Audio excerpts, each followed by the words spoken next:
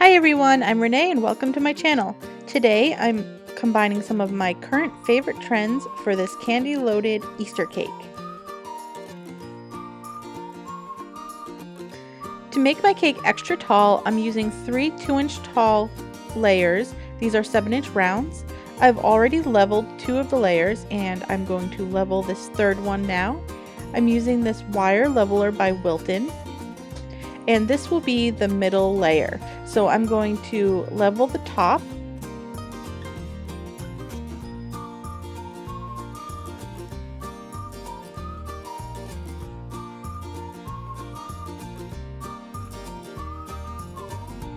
And then I'm going to flip the layer over, adjust my leveler by 1 notch, and I'm going to cut off this bottom crust so that when the cake is cut, there's no brown crust in the middle.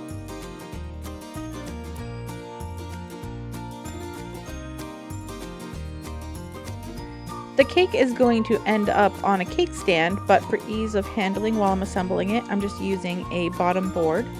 So I'll put my first layer down and then I'm going to fill with a generous heaping of vanilla buttercream.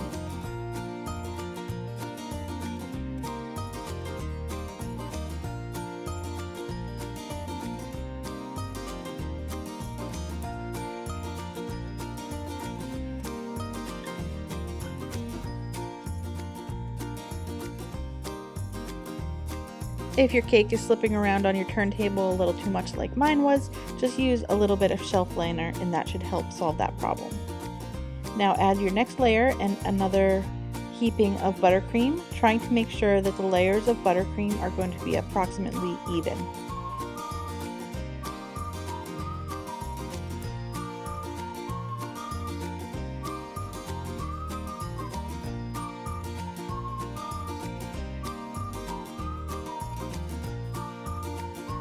Then add the final layer of cake with the cut side down, and as I'm adding my cake layers, I'm just taking care to make sure that the sides stay straight.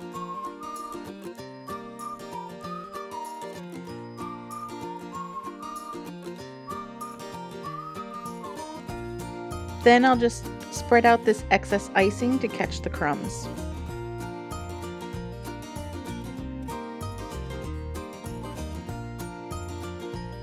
This is going to be a semi-naked cake, which means it is going to have buttercream on the outside, but just a very thin coating.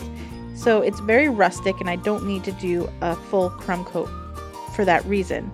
But now that I've caught all the majority of those crumbs, I'm going to go on to add a thin layer of buttercream all over the cake.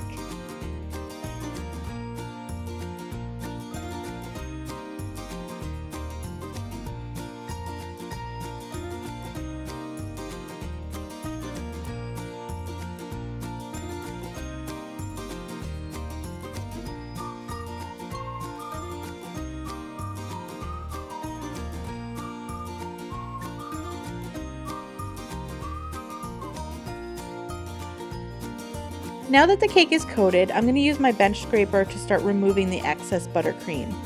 For a semi-naked cake, you can have either a little bit of cake exposed or you could have it almost entirely bare. It's really up to you. So I'm going to use my bench scraper, making sure that the sides are nice and straight and smooth, and remove buttercream until I'm happy with how it looks.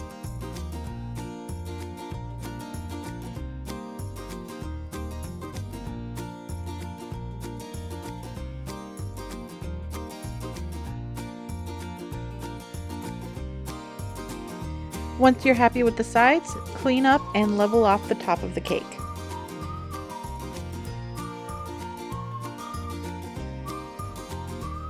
When you're finished with your buttercream, you're going to want to chill the cake so it's nice and cold before we start pouring the ganache. To make the white chocolate ganache, I have 2 cups of white chocolate chips and 2/3 cup heavy cream in a bowl. I'm going to microwave that for 1 minute on 50% power, give it a stir, and if it's not fully melted yet, go ahead and microwave on 20-second increments until your ganache is nice and smooth. I want to tint my ganache, but I don't have candy color in the purple I want to use, so I'm using this powdered food color and a little bit of shortening, and I will mix these together until the powdered food color is fully incorporated with the shortening. I've tried adding the powdered food color directly to ganache before, and it doesn't work as well because the powder doesn't fully dissolve, and that's where the shortening really helps out and make a nice uniform color. To make my ganache more opaque, I'm using some white food color gel. This is by AmeriColor, and as you can see, it lightens the mixture but also makes it more opaque. Then you just add the shortening color mixture and whisk until you have a uniform color.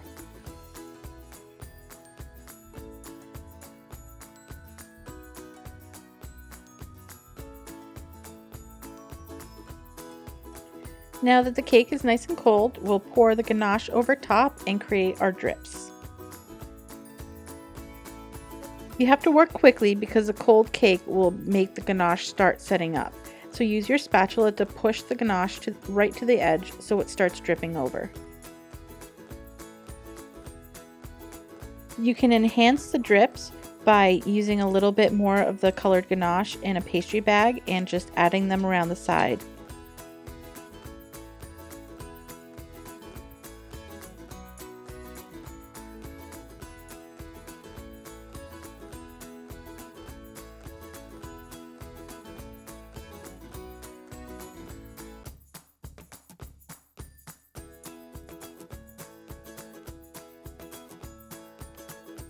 To decorate the top, I have an assortment of Easter candies.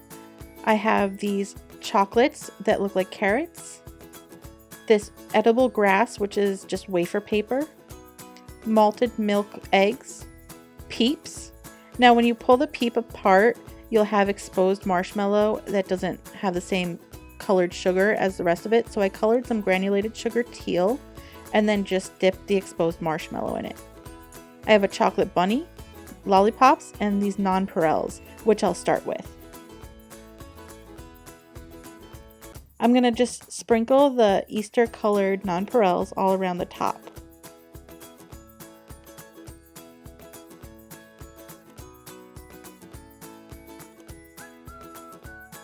Now I had put some of the edible grass on there first, but as you'll see, it really wasn't necessary and it kind of gets all covered up, so I would recommend saving that till last.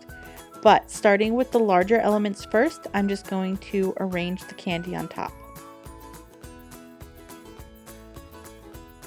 I'm sorry it got a little out of frame here, but I will fix that in a moment.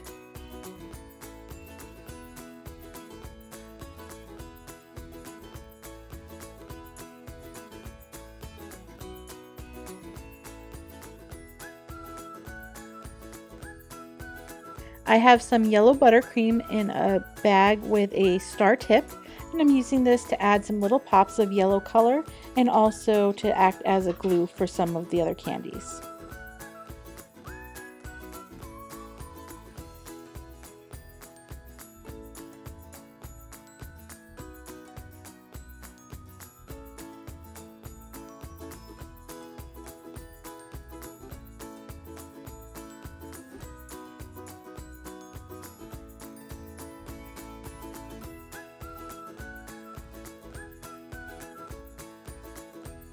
And that's it! I really love how fun this cake is with all of the Easter candies, and it's super on trend. I hope you liked this video. If you did, give it a thumbs up. Thanks for watching, and don't forget to subscribe so you don't miss new videos.